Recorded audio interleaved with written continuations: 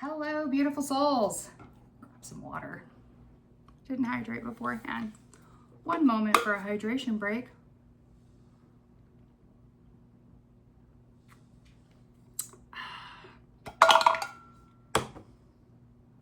Okay, that just happened. Okay, I literally realized I was very thirsty when I hit play or record. So, hello. Hello, beautiful souls.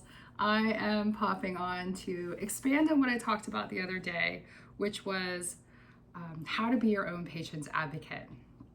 Now, a lot of doctors have EMRs, electronic medical records systems. A lot of them house information. However, I have found not all of them house the level of information I'm about to talk about, and not all doctors can access all of that information. So I'm just going to go over all of these items.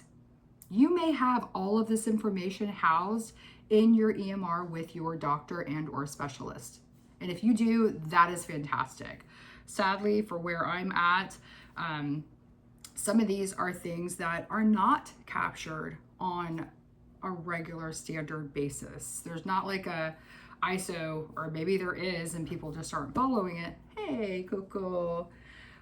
Where everything is always the same when asked and everyone's able to access all EMRs. That is not the world that I seem to live in, because I found that to be the case with what I'm about to share right now. So I'm just going to share everything that you're going to want to make sure is included when you go see that doctor for the first time. This could be a doctor visit, even for one that you already have. Maybe you have new information you need to make sure they have. Maybe you're seeing your neuro today and he's brand new to you. You want to make sure he or she has a list of everything that is going on with you. And then you've got some follow-up stuff that you may want to talk to your PCP, your primary care physician. So these are, oh, I'm sorry, Bubba. I'm sorry, baby girl. Oh my goodness. I scratched her side so hard. She was leaning into my hand and she slipped. She almost fell off the chair. I'm sorry, Boo Bear. Okay. She's our 7-year-old. She's Cleo Lulu. Yeah. You're gonna hang out with me? Okay. All right, you can do that.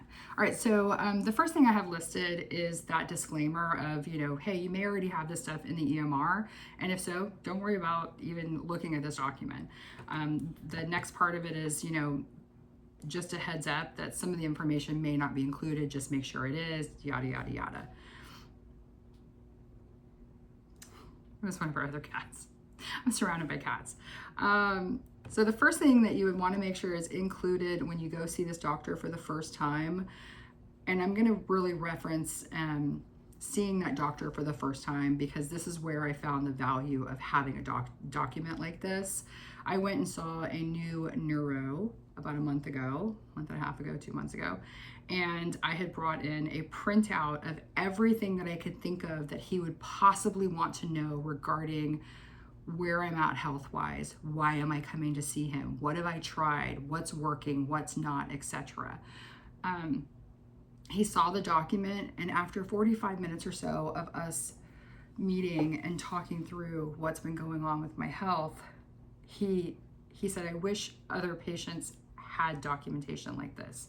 It really helped give him a better bird's eye view of what was going on with me over the past 2.5+ years.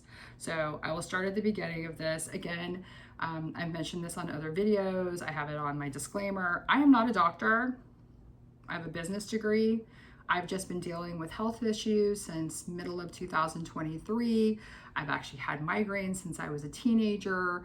I've had some other, everybody's got some health stuff that goes on in their life, or not everybody, but a lot of us do. These are the lessons learned that I have seen over the past 2.5+ years. So there's probably, I can't remember how many I counted, but there's like a dozen or so items on this list that you would want to include. The first one is your current health concerns and symptoms. And yes, I am actually reading off a list because I have to keep myself straight. One of the medications I take, it causes forgetfulness. So Lists, they're very helpful. Also, oh, I just thought about this. If you are prone to white coat syndrome, anxiety, or anything that makes you shut down, having a list will help. I've tried doing lists on my phone. They do not work. You know why? My phone is sitting in my purse. I forget to pull it out, or I have it in my hand and then I shut down. But if I have it printed out on a piece of paper, I can just give it to the doctor. No ifs, ands, or buts. No gaslighting. None of that. Because honestly, it does happen. And it happens more to women than it does men. This is not a victim mode mentality. My husband has seen it on numerous occasions as I've been dealing and navigating this entire health journey since 2023. He saw it firsthand with the first neuro I went to. Not speaking ill of the dead. Thank you for helping me figure out what I have. But he was very dismissive of things I was asking him. But when my husband would ask, it was perfectly fine. He would answer the question. So take that for what it is. Okay, so document your current health concerns and symptoms. Make sure you include the symptom description, how it impacts you. You also want to include the frequency. Does it happen daily, weekly, or sporadic? And if both, because I have daily discomfort, pain, burning, tingling, numbness, spikes over here. And then sometimes I will have sporadic flares that could last minutes, hours, days, weeks, whatever.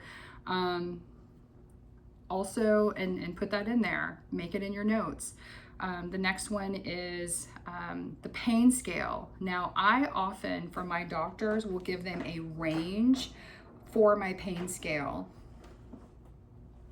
That's Cleo playing behind me. I don't know if you could see her. She's on one of her favorite toys. So I apologize in advance. You're going to hear whoo, whoo, whoo. So hopefully it's not too loud. If it is, I will pause the video, take her out of the room, and then let her play after I'm done.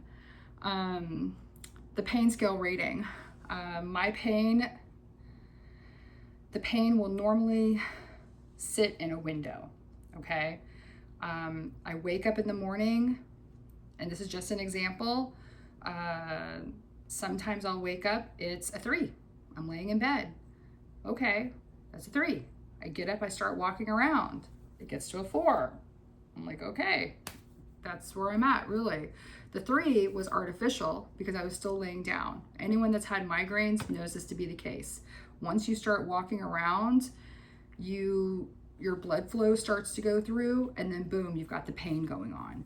So let me just check my battery real quick. 22%. All right.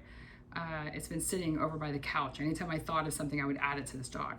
So definitely identify what your pain scale is. What is your true beginning? So mine's around a 4.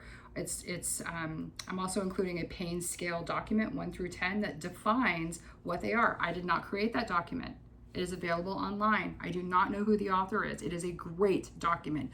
I know there is a creator of this document, but I cannot remember who it is. And as soon as I learn who it is, I will update this document to include that information. What is your max? Where does it cap out? I will have flares that go up to a 7, 8. 9 is kind of catatonic, like 9, 10, you're in the hospital. I've had some that were 9s where I was home because I couldn't afford to go to the hospital. But a 10, you're out. So 8s, those are pretty high level pains. Include that so that your doctor knows. The next thing, trigger. What makes it worse? Is there something that you do that can make it worse? Sitting for me has definitely shown various positions will make it worse. I finally found a position in this one chair where it's not killing me. But when I first sat down, it spiked up pain in my head. What can make it better? Is there something that you can do that gives it relief? For me, say like my eyes are bothering me, I wear sunglasses. There we go. Okay, so that covers that one. The next one is, what is your current diagnosis or diagnoses? Do you have multiple? List them out so that the doctor knows what they are, or specialist. What treatments, current and previous, are you or have you done? And why don't you do those anymore? Is it cost? Is it doesn't work anymore? What was it? Timing, scheduling? List all of those out so that he knows and isn't wasting time trying to suggest something you've already done. Same thing with medications. Identify the current and previous medications that you've taken for this particular ailment, health issue, etc.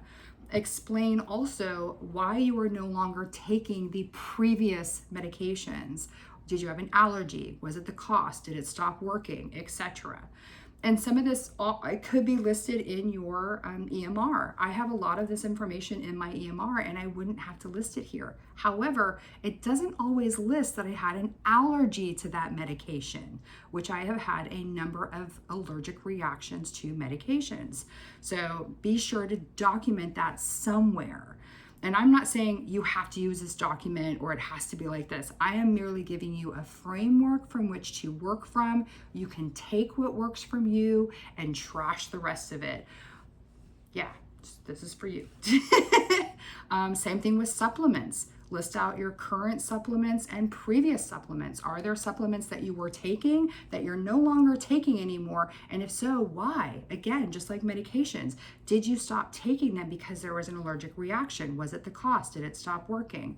What is your medical history? Do you have previous diagnoses that are no longer applicable? List them on there.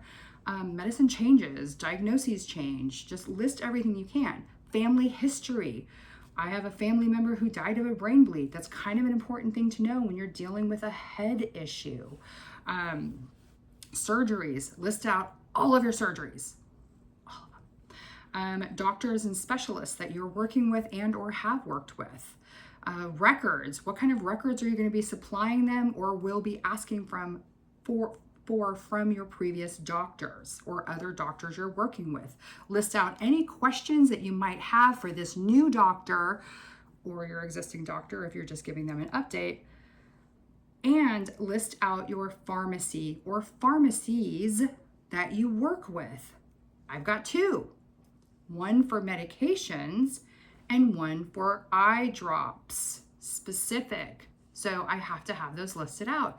Those are not listed in the EMR specifically. And the last thing is there's this great 0 to 10 pain scale. It is wonderful. I am not the author. I am including it. I do have listed that the pain scale was created by unknown at the time of the document creation. I just want to make sure that you're able to get this out there. It does have faces listed to go with that pain face identification. However, I like having the worded definition so that you know, hey, a 4 equates to I'm constantly aware of the pain, but I can continue most activities.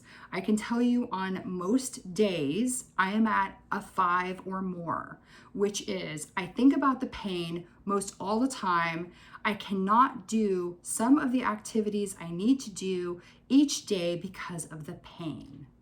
And then from there, it just gets worse. So I'm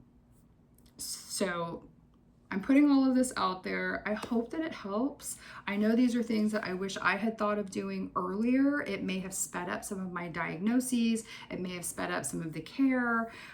Again, I've been dealing with this for over 2.5 years, and I'm grateful. I'm grateful that I have it now. So I hope that you will also benefit from having this information. All right, I'm gonna go ahead and cut it. My head's starting to scream. It was great talking to you. Have a great day and good luck. Bye, everybody.